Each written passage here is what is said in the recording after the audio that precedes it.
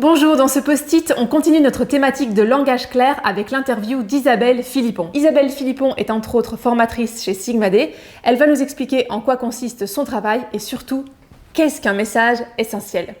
Je m'appelle Isabelle Philippon. Je suis journaliste, j'ai une formation de journaliste et j'ai 25 ans de journalisme professionnel. Dans la presse écrite d'abord, le plus longtemps, et puis de 2-3 ans dans la presse audiovisuelle. Donc au Vif l'Express, les premières 25 ans de ma carrière, et ensuite à la RTBF pour ce qui est de la presse audiovisuelle.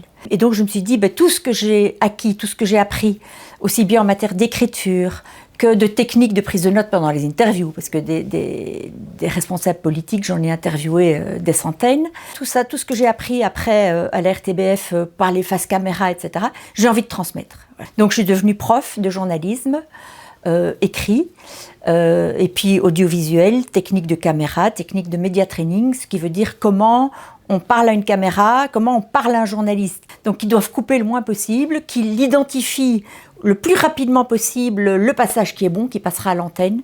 Et c'est ça que j'essaye de transmettre aujourd'hui aux participants, à mes formations et à mes coachings. Absolument. Quel est le message essentiel que j'ai envie de transmettre?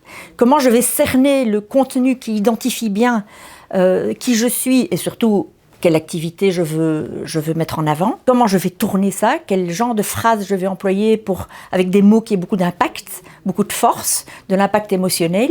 Là où je me concentre le plus, c'est vraiment identifier.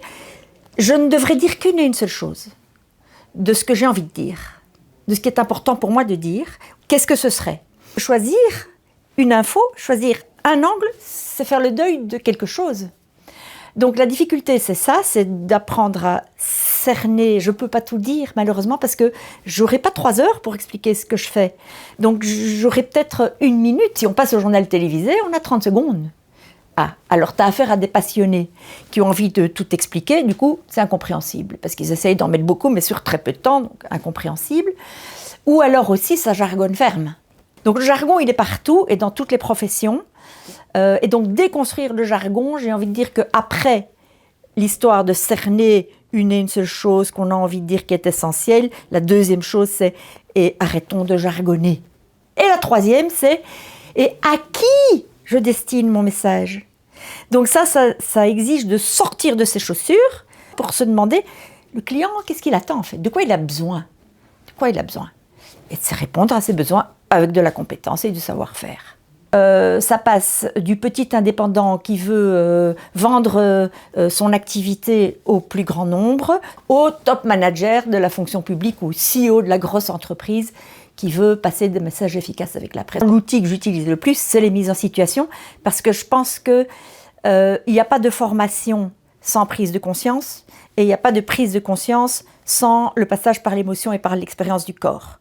Donc, je vous prie de croire que quand on vous met devant une caméra et qu'on vous demande de vous exprimer face caméra, tant que vous ne l'avez pas fait, vous ne ressentez pas ce stress et cette émotion.